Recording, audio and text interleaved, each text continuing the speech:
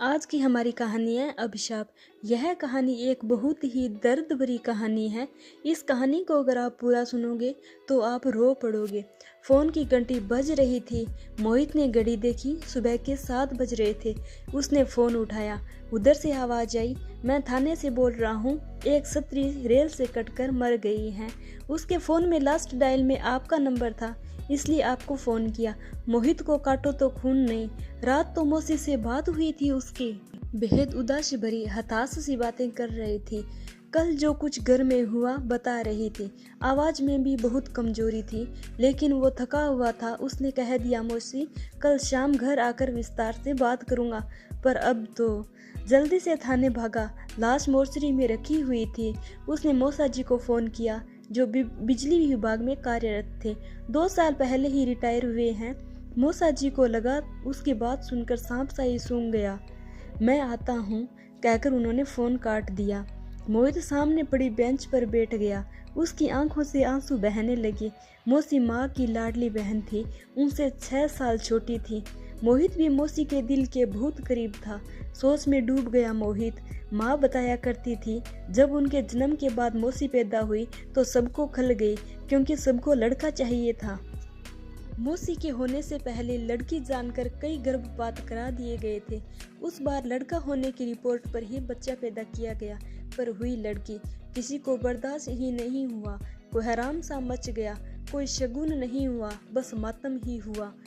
उन्हें कभी कोई प्यार माँ बाबूजी का नहीं मिला, बल्कि छोटी छोटी गलतियों पर पिटाई होती थी। माँ पहला बच्चा थी, इसलिए उन्हें सबका लाड मिला। बाद में कई गर्भपात के बाद छोटा भाई आने पर तो उनकी हालत और खराब हो गई। एक तरह से नौकरानी वाली ही हो गई। स्कूल तो भेजा गया, पर पढ़ाई की कोई सुविधा नहीं दी उन्हें। स्कूल जाते जाते काम, स्कूल से आते ही फिर काम ही काम। बस माँ ही बहुत प्यार करती थी उन्हें।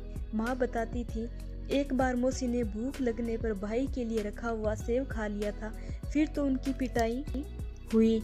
दुखी होकर मौसी ने गेहूं में रखी सल्फास की गोलियां खा ली।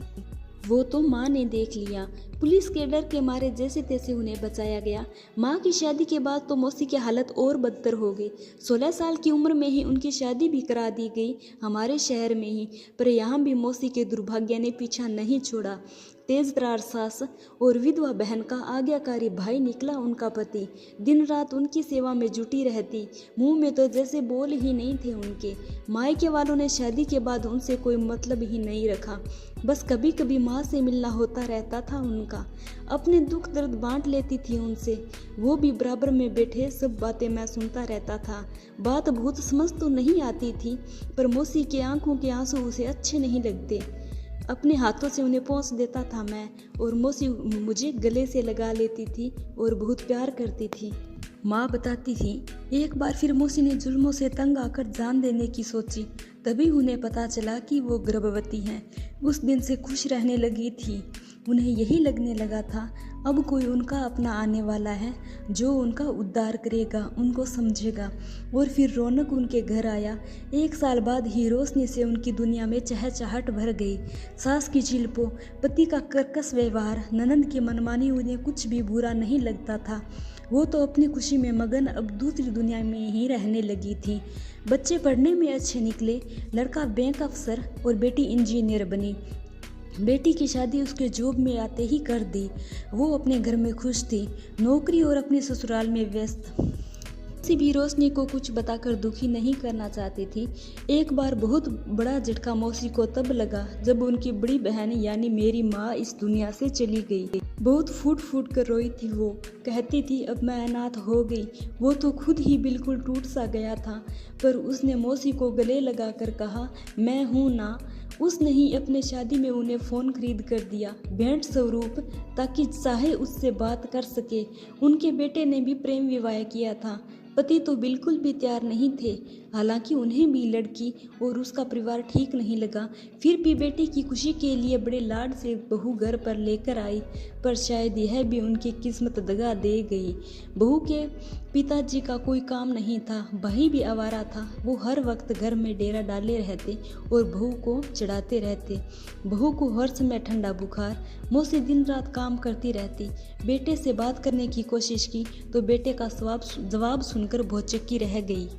बोला, ये क्या माँ, आपको सबसे प्रॉब्लम रही, पहले अपने माँ बाप, फिर सास, अब बहू। कभी तो एडजस्टमेंट करना सीखो। पापा को भी आपसे इसलिए शिकायत रहती है, कुछ समझती ही नहीं हो आप। मौसी घुट कर रह गई। उन्होंने मन ही मन फैसला कर लिया था, अब वो किसी से कुछ नहीं कहेगी। जब बहू के पैर भारी हुए तब सबसे भारी वक्त था उनका। काम भी सारा करती, ऊपर से बहू के इल्ज़ाम। इन्हें मैं खाती हुई अच्छी नहीं लगती, तभी वही बनाती हैं जो मैं नहीं खाती। अब बहू को रौनक की बुआजी का भी पूरा संरक्षण प्राप्त था। मौसी तो खाना बनाने से पहले बहू से पूछ कर आती थी क्या खाना है, पर अगर वो बेटे से यह कहती तो बेटा सही क्यों मानता। उसे भी यही लगने लगा था, माँ में ही कोई प्रॉब्लम है, तभी तो कोई उन्हें पसंद नहीं करता। बहू की माँ लोकल होने की वजह से रोज ही बेटे से मिलने आती और ज्ञान बघार जाती क्या क्या खाना है। उसी रसोई में उसे पूरा करने को जुटी रहती, कभी जूस, कभी फल, कभी मेवा तो कभी दूध। इस बीच बेटे का भी ट्रांसफ़र हो गया। पति ने बैठक तक खुद को सीमित कर लिया। मौसी चुपचाप सबकी बातें सुनते हुए कामों में लगी रहती, पर जिस दिन दूध जैसा पोता घर आया, मौसी फिर निहाल हो गई। सब दुख भूल गई, सपने बुनने लगी, पर सपना तब टूटा जब बहू ने पोते को हाथ भी लगाने को मना कर दिया। अब बहू की भी माँ घर पर ही रहने लगी थी, बेटी की देखभाल के नाम पर काम सारा मौसी ही करती। मौसी का शरीर भी टूट गया था, इतना काम नहीं हो पा रहा था उनसे। उन्हें बुखार आ गया, तब भी वो काम करती रहती, पर कल अचानक बेहोश होकर गिर गई। फिर तो घर में कोहराम मच गया। कहाँ गया जरा काम, क्या बढ़ गया, इसका नाटक शुरू हो गया। क्या क्या नहीं कहा गया उन्हें। रौनक की बुआ भी कहने लगी, शुरू से आदत है इसकी तो नाटक करने की। बहुत रोई थी मौसी, और कल रात मौसी उसे फ़ोन करके यही सुना रही थी, पर उसने ठीक से पूरी बात नहीं सुनी।